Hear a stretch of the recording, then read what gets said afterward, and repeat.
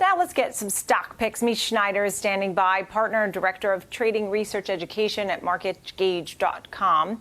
Nice to see you, Mish. Thanks for being here. Is now the time to keep the cash on the sidelines? Is a day like today a big buying opportunity? Well, we're not really big fans of buying falling knives, which is what we're seeing today, especially after the hope, which had really kept the market afloat, turned today to fear, which makes a lot of sense considering all the disappointments the market has right now. There was no agreement on stimulus, as we know. The COVID is spiking. Earnings coming up with a lot of big growth stocks on top after last week's disappointment in Netflix. I don't think people are all that optimistic. And also the election next week. So as far as I'm concerned, there are good places to look, and there are some opportunities now, but we're really keeping on the sidelines until we see where all the dust settles.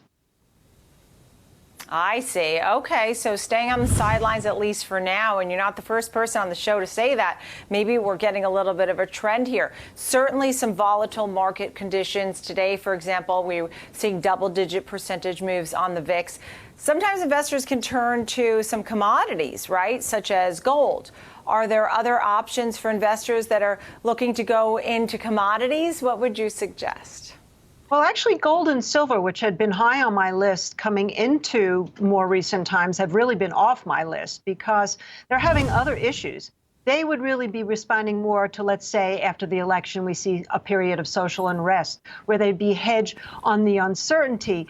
In a pure liquidation crisis, what you're seeing today is gold and silver going down. But what is holding, and what I think will continue to hold and go way higher, are the food commodities.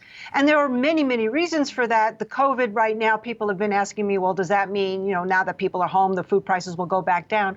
Well, people do need to eat. And what's happened is the supply chain disruption, the low labor force, food prices have gone up. And there's a sea change philosophy of going from now to buy food now, plant seeds later. So you see coffee is even up today, along with sugar. Then you also have soybeans and corn and wheat. All of them are holding, soybeans being green. Even natural gas seasonally could be coming into a good play.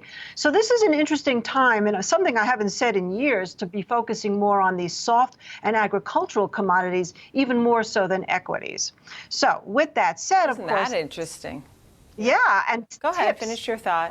Well, I wanted to say that TIPS is also going up, which is the inflation protection bond, as opposed to TLTs, which are also going up because there's a little bit of flight into safety. So this is all the area, because what's going to happen eventually is more stimulus will come, and the money supply will increase, the debt will increase, and the disruption to everything will also exacerbate. So that's where you go to what people need the most, which is really food. Yeah, I get it. Let me turn your attention away from tips and commodities and turn it right to FSLY, that stock that you've had an interest in. And it's been such a great player. It was up over 220% this year. Recently, though, big drop and a lot of concerns that FSLY's TikTok dependence is somewhat of a big issue. It reports on Wednesday. What are you doing at this time? Well, we're really out of that stock. We actually traded that super well and got out near the highs. We took our last bit of profit at 129. Oh, that's great. Yeah, but I'm watching it very carefully because there's a really good support area around 70.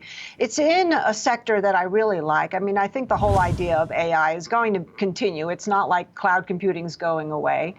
And after the earnings, which is very close to the elections, I don't know if I would necessarily jump in the day after earnings, but I might. If I can use 70 as sort of this line in the sand support, I would give it another shot, for sure. But I think also the election results will have an impact on that, too, because there'll be a rotation again in terms of which sectors will be perceived as the stronger ones on a Dem win versus which ones will be perceived as the better sectors on a Republican win. Yeah, all right. So we'll leave it there. Michelle Schneider, thank you. Partner and Director of Trading Research Education, MarketGauge.com. Sold at 129. The high was 130 and change, so you did great on that. Nice to see you. We'll watch that 70 level. Thanks, Michelle.